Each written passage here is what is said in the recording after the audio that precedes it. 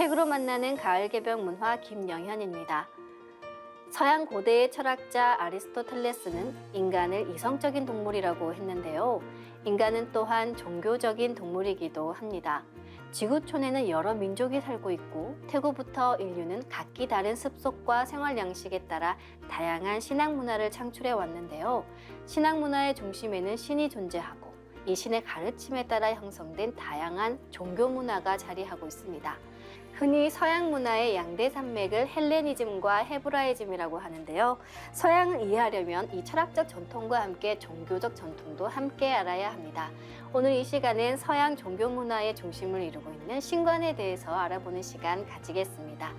서양 지성인과 만남을 저술하신 상생문화연구소 문계석 박사님을 모셨습니다. 안녕하세요. 네, 안녕하세요. 종교란 이 초인간적인 존재자, 즉 신을 숭배하는 신앙 문화의 표본이라 할 수 있잖아요. 박사님은 신앙 문화가 어떻게 기원됐다고 보시나요?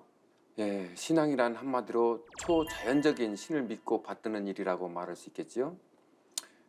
사원에서 무릎을 꿇고 경건하게 기도하는 사람, 교회에서 소망을 고백하는 사람, 장독대에 정화서 떠놓고 가정의 안녕을 기원하는 사람, 지독한 가뭄이 들어 농작물이 바싹바싹 타들어갈 때 비를 내리게 해달라고 하늘의 기우제를 지내는 사람, 마을 주민들이 안녕을 위해 성황당에서 구슬하는 사람, 심지어 바닷가에서 풍어제를 지내는 사람, 신령함이 깃든 산에서 산신제를 지내는 사람들을 볼 수 있겠는데요. 이런 것들은 모두 신앙문화의 단편들이라고 볼 수 있겠습니다. 이러한 신앙문화의 기원은 인류가 언어를 만들어 사용하기 시작한 태고시대로 거슬러 올라갈 수 있겠는데요. 언어는 인간의 의사를 전달하는 기호이기도 하지만 자연세계에서 일어나는 사건 사물의 존재에 직면하여 인간이 그 뜻을 파악할 수 있도록 하는 개념이기도 합니다. 그런데 태고 시절의 인류는 변화무쌍하게 일어나는 자연세계의 사태를 명확하게 파악하여 인식하기란 참 어려웠어요.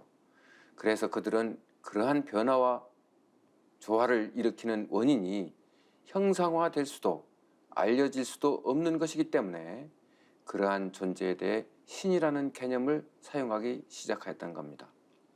한마디로 자연세계에서 일어나는 모든 창조 변화란 모두가 신이 깃들어서 그렇게 되는 것으로 보았던 거지요.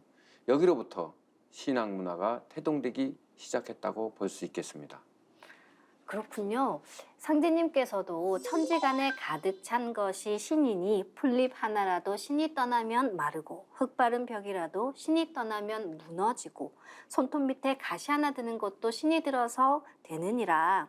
신이 없는 곳이 없고 신이 하지 않는 바가 없느니라고 하셨는데 이 지구촌의 산재에 있는 다양한 신앙 문화는 다신론을 바탕으로 출범했다고 볼 수 있겠네요. 예, 그렇습니다. 서양 지성사를 들여다보면 신앙 문화가 융성했던 시대가 있었음을 알 수 있죠.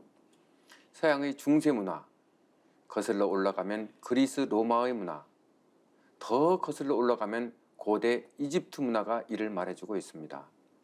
고대 이집트나 그리스 로마 시대에는 다신이 활동했던 시기였지요. 이집트에는 절대적인 창조자란 뜻을 가진 태양신 라, 개의 머리를 한 저승사자 아누비스, 영생과 부활을 상징하는 저승의 신 오시리스, 이집트를 통치하는 매의 모습을 닮은 신 호루스 등이 숭배되었습니다.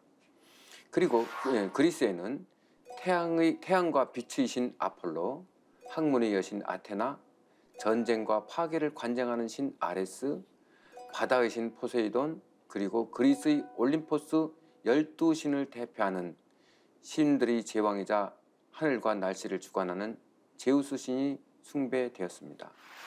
로마 시대로 접어들자 그리스 신들은 로마로 유입되었고 로마로 건너간 신들 외에 신들 중의 신 주피터, 로마의 시조 로물루스 신, 하늘의 문지기 야누스 신, 꽃의 신 플로라 등이 등장합니다.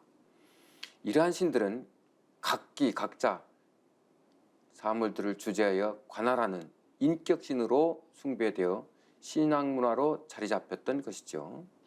그런데 박사님, 이 서양 중세기에 들어서 창조주 유일신을 신앙하는 그리스도교의 종교 문화가 꽃을 피우고 오늘에 이르기까지 이 유일신 종교 문화가 세계적으로 맹위를 떨치고 있는데요. 박사님께서는 이 유일신 신앙 문화가 어디서 시작되었다고 보시나요? 유일신의 근원을 찾아 올라가다 보면 조로아스토교가 그 뿌리가 될 수 있겠는데요. 이집트에서도 다신이었다가 아크나톤 때부터 유일신으로 바뀌게 됩니다. 그런데 현재 세계적으로 유일신 개념이 널리 알려지게 된 계기는 광막한 사막을 배경으로 하는 유대인들로부터 출범한다고 볼 수 있겠는데요. 사실 고대 유대 지방에서 숭배되어 온 신앙 문화는 다신을 숭배하였습니다. 다신들 가운데 유대인들이 숭배한 강력한 신들을 꼽아본다면 엘신, 바알신, 그리고 야훼신입니다. 엘은 신들과 인간의 아버지 혹은 시간의 아버지란 뜻으로 셈적 언어로 보면 신들 중 으뜸가는 신을 의미하였고, 가나안 지역에 널리 숭배된 바알은 원래 폭풍과 비의 신으로 다산과 풍요를 상징하였고, 야훼는 하늘의 신, 유대인의 부족신, 전쟁신이었습니다. 그런데 유대인들은 자신들이 처한 악조건의 자연 환경과 페니키아인, 블레세인, 히타이트인 등의 타민족이 기나긴 압제 속에서 고통스럽게 살았기 때문에 일찍부터 인간의 의지보다는 오히려 신앙을 통하여 구원과 행복을 구가하려고 몸부림치게 되었던 것이죠. 그래서 유대인들은 자기 민족만을 보호하고 수호하는 신으로 부족의 신 야훼를 택하여 숭배하게 됩니다. 그리스도교의 유일신 신앙은 바로 이 야훼로부터 시작합니다. 야훼가 유대인들이 유일신으로 선택된 계기는 모세의 출애굽 사건에서 비롯되는데요.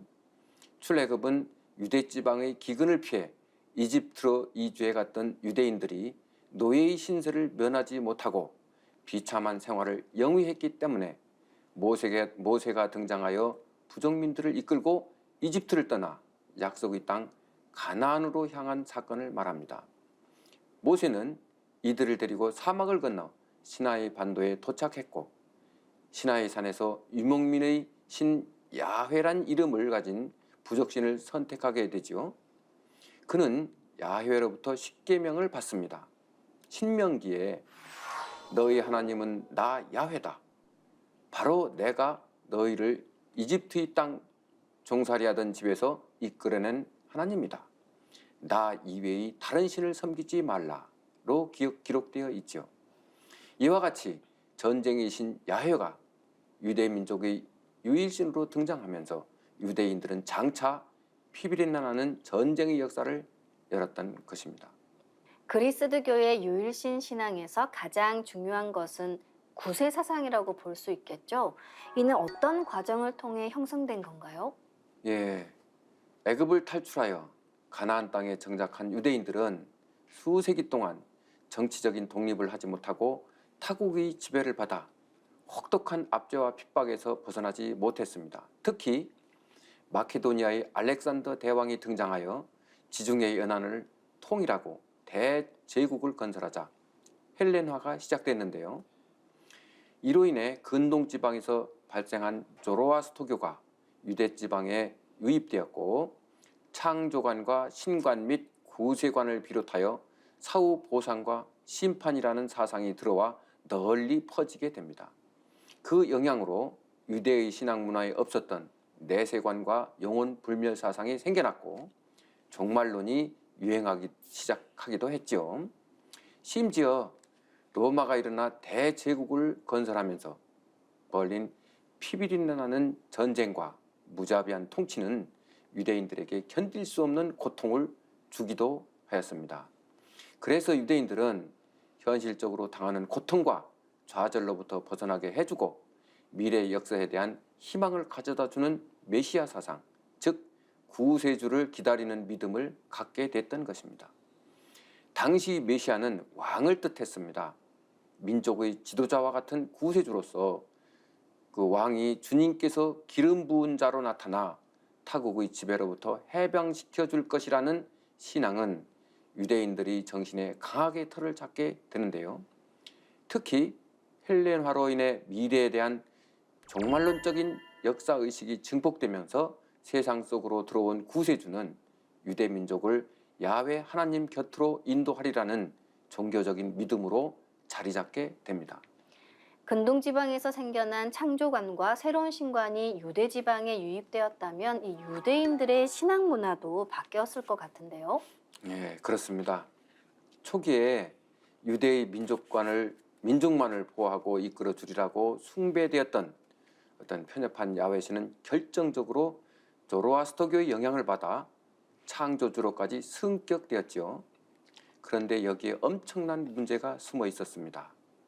유대인들은 창조주 야훼신은 완전하기 때문에 이렇게 불완전한 현실 세계, 끔찍한 악이 지배하는 세계를 창조하는 것을 절대적으로 안 된다고 믿어야만 했던 것이지요. 여기에서 헤브라이즘 전통과 그리스 플라톤 철학이 만나게 되고 두 전통이 융합하여 유대 종교의 신앙 체계가 새롭게 창출되기에 이릅니다. 이것에 기여한 대표적인 사상가는 알렉산드리아 출신의 독실한 야훼 신앙인 필로이지요.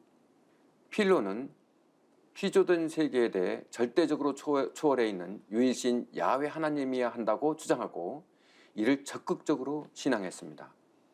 그의 신앙 체계에서 보면 모든 것을 초월해 있는 유일신에는 어떤 말이나 특성도 붙일 수 없다는 것인데요. 유일신은 선한 것보다 더 선하고 완전한 것보다 더 완전하다. 그래서 유일신은 존재라고 말할 뿐이다. 반면에 물질적인 것은 악의 원리다. 현실 세계는 죄악의 원인이고 육신은 영혼의 무덤이기 때문에 인간은 육체를 벗어나 정화되어야 한다고 그는 주장합니다. 이러한 사상은 밝고 선한 신의 세계와 고통으로 가득 찬 어두운 현실 세계의 이원론적 투쟁을 일으키게 됩니다. 즉, 완전한 선의 세계와 불완전한 악의 세계, 신국과 지상국, 밝음과 어두움 등으로 분리되는 이원론적 사고이죠. 그래서 창조주 야훼 하나님은 완전한 존재이기 때문에 불완전하고 요동치는 현실 세계를 초월해 있어야 합니다. 창조주가 초월해 있다면 피조된 현실 세계와는 아무런 관계가 없게 되겠죠? 그렇게 되면 인간 세계와 창조주는 서로 넘나들 수 없는 단절된 상태가 될 것이고 인류 구원이란 불가능하게 됩니다. 이 점에서 필로는 초월자 유일신과 현실 세계 간의 관계에 다리를 놓는데요. 그 다리가 바로 구세 사상을 담은 로고스 개념입니다. 로고스는 현실 세계에 들어온 야훼 하나님의 신성한 말씀을 뜻하지요. 세계 안으로 들어온 로고스는 초월적인 완전한 유일신과 불완전한 현실 세계를 매개하는 자로 등장하는데요. 천지 만물을 창조하고 불완전한 인간이 창조주 유일신 하나님을 믿고 따르게 하는 그런 역할을 한다고 합니다. 그래서 로고스는 하나님의 의지를 실행하는 심부름꾼, 대표자, 천사 또는 정령으로 불려졌죠. 나아가 로고스는 힘들 중의 힘이며 최고의 전사이며 하나님의 대리자요 제2의 하나님이 되기도 했던 겁니다. 이러한 로고스가 구세주라는 믿음으로 정착되면서 로마 시대의 성자 하나님으로 신앙됩니다. 그러므로 유대인의 민족신에 국한되었던 야훼 하나님 신앙은 초월적인 창조주요 보편적인 신앙 문화로 탈바꿈하게 되지요. 그리고 신의 지혜요 대리인으로 아들이 되는 로고스가 유대교의 메시아 사상과 결합하면서 구세주로 형상화됨으로써 유대교는 새로운 왕이 출현하여 자신의 민족을 구원하리라는 신앙으로 거듭나게 됩니다.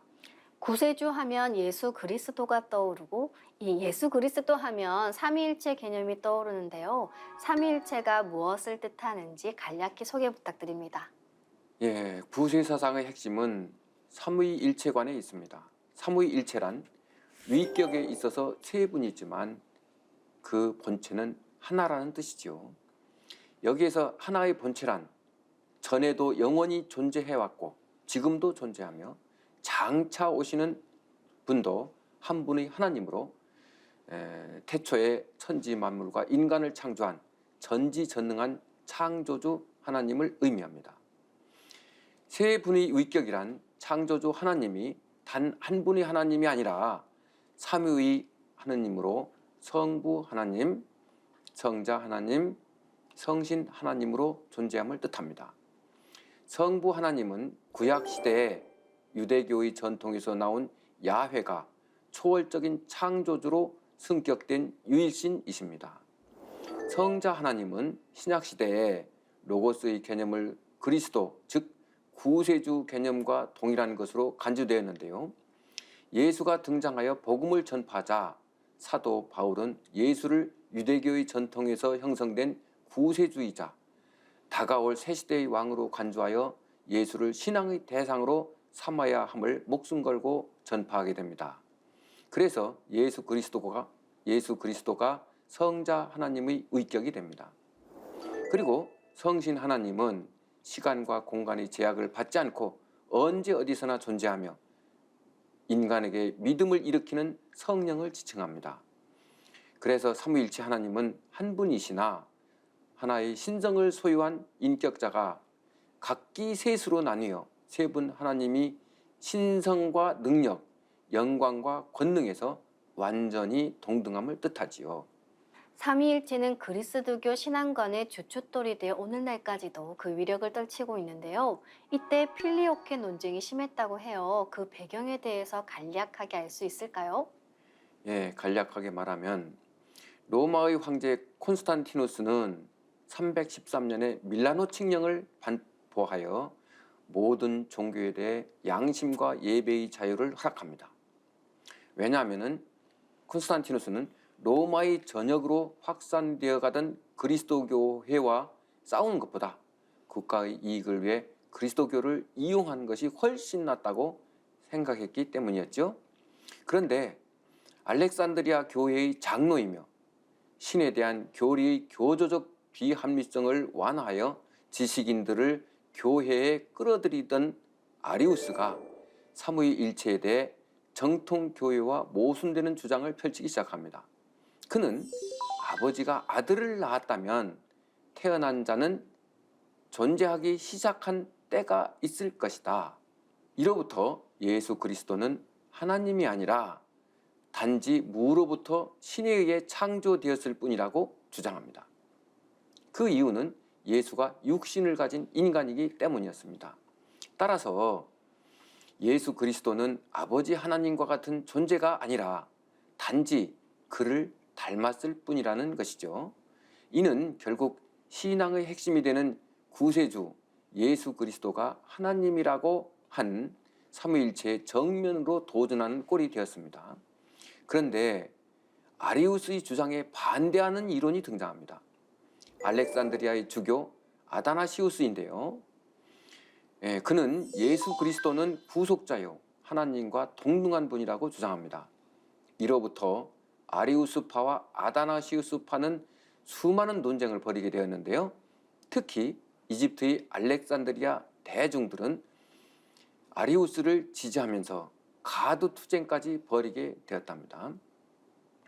로마로부터 이집트의 분열을 걱정했던 콘스탄티누스 황제는 분열을 막기 위해 325년 제1차 니케아 공의회를 개최하여 신조를 채택합니다.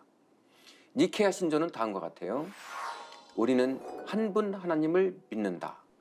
그리고 한 분 주님이신 예수 그리스도를 믿는다. 이분은 하나님의 아들이시고 아버지로부터 나신 독생자이시다. 아버지의 본질로부터 나신 분으로 하나님으로부터 나신 하나님이며 나신 분이지 만들어진 분이 아니다는 것이죠. 니케아 공의회의 신조에 따라 로마 황제 콘스탄티누스는 아리우스를 이단으로 정죄하고 아리우스파를 정통교회에서 파면했답니다. 삼위일체 교리는 언제 정통교회의 교리로 채택되었습니까? 그 이후 아리우스는 336년에 죽었습니다만 그의 가르침은 여전히 상당히 지지를 받고 있었고 광범위하게 퍼져서 오랫동안 지속되었어요. 5세기경에 이르러서도 아리우스 가르침은 계속적으로 정통교회와 마찰을 빚게 되었는데요.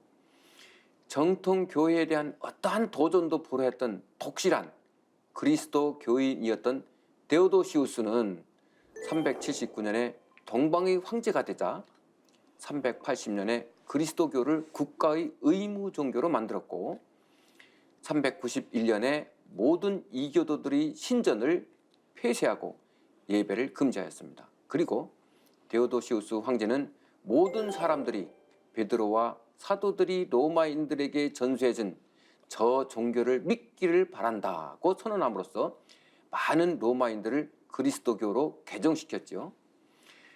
그러면서 콘스탄티누스 공의회를 열어 성령에 대한 진술을 니케아 신조에 첨가하였습니다. 우리는 성령을 믿는다. 성령은 생명을 주시는 분이며 아버지로부터 나신 분으로서 아버지와 아들과 함께 예배를 받고 영광을 받으신다는 조항이 그것입니다. 이로써 삼위일체는 그리스도교의 정통 교리로 확정되었던 것이죠.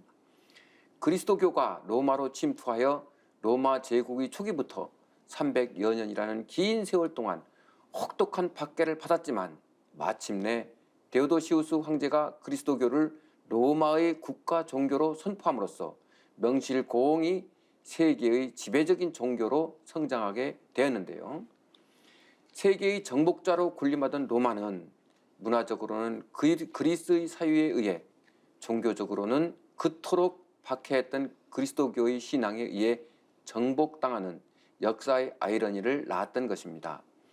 이러한 삼위일체 교리를 핵심으로 하는 그리스도교는 세계로 퍼지게 되었는데 4세기경에는 고트족과 반달족이 그리스도교화되었고 5세기 후반에는 프랑크족에게 수용되었죠.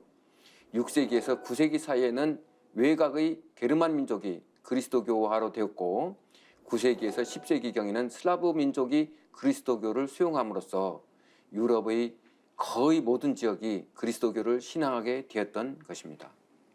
그리스도교의 지배로 말미암아 오랫동안 암흑기에 묻혀있던 중세가 르네상스 운동에 의해서 근대로 전환되고 이 근대가 열리면서 학문이 급격하게 진보하게 되는데요. 이러한 상황은 그리스도교의 신관에도 변화를 가져오게 되죠. 당연히 그렇겠죠. 중세시대 성 아우구스티누스를 중심으로 일어난 교부 철학은 플라톤의 이데아론을 토대로 그리스도교의 신관을 정립하였고 토마스 아퀴나스를 중심으로 일어난 스콜라 철학은 아리스토텔레스의 신관을 치고했지요.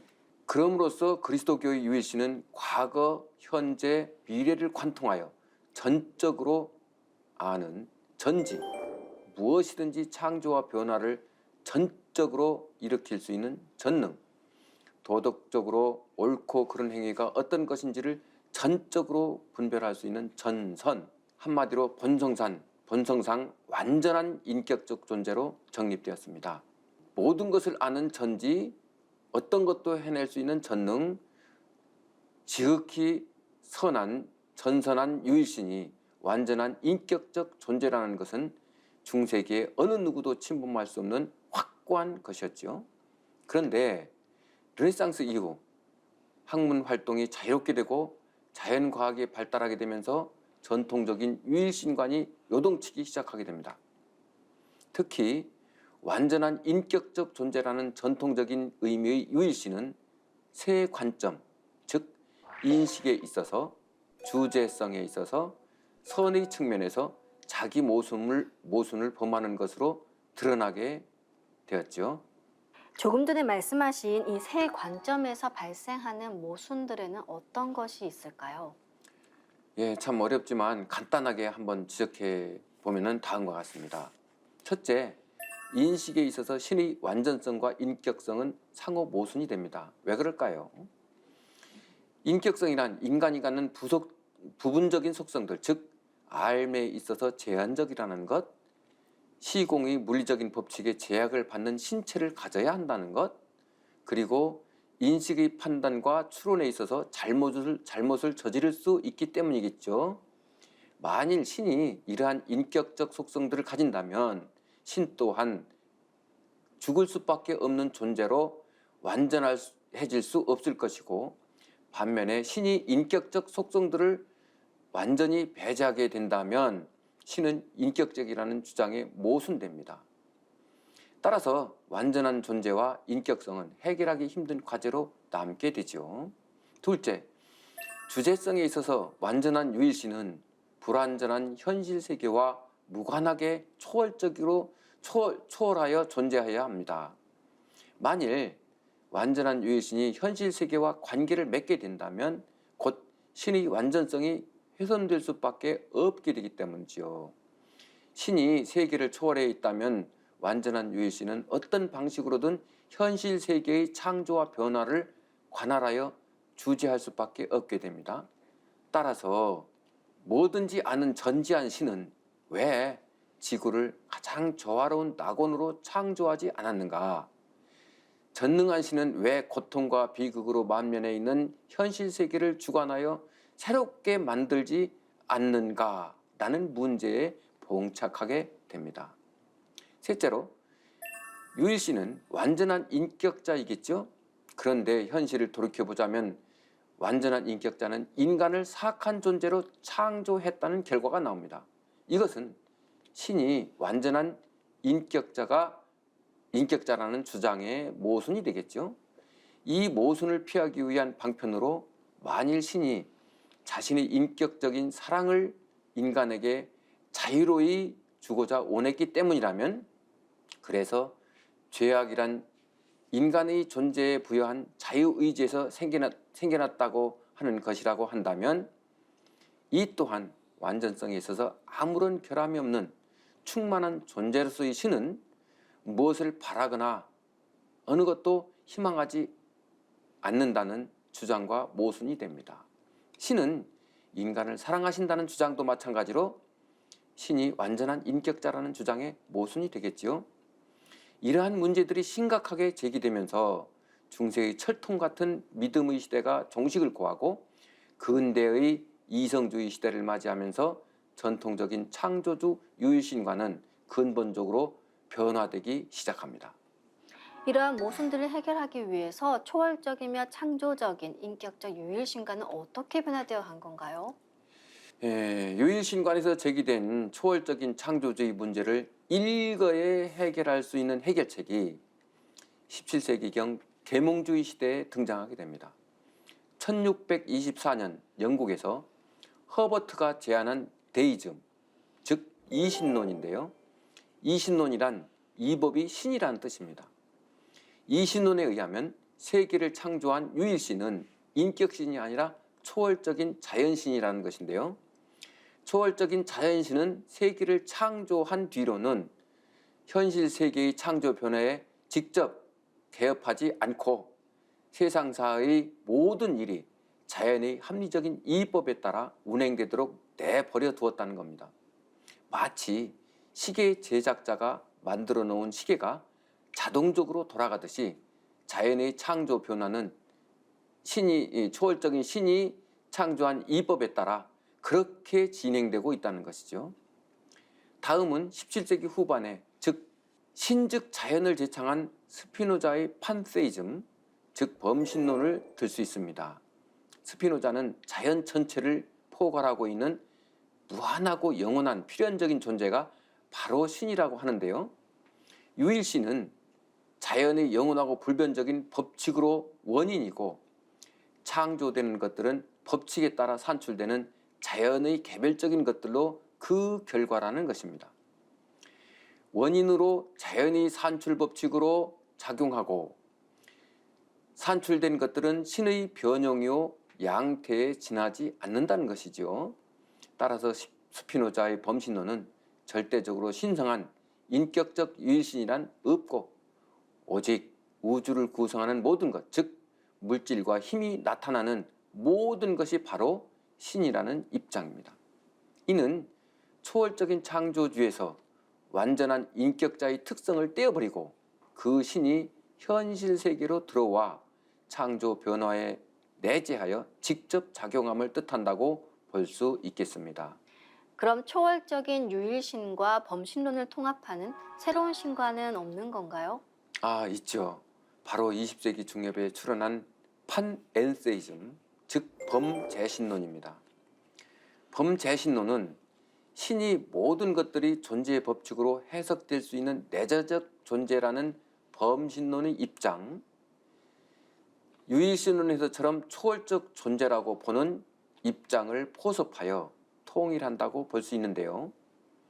유일신론과 범신론에서 논의된 난점들을 피하고 장점들을 구체화하여 다양성 속에서 최고의 통일자로서의 신의 존재를 말합니다.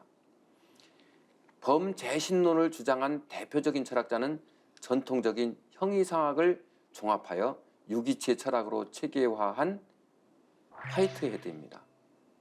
화이트헤드는 우주 자연의 창조 변화에 대한 문제를 해결함에 있어서 궁극자의 범주라 부르는 중요한 세 개념, 즉 신, 영원한 객체, 창조성이라는 개념을 동원합니다.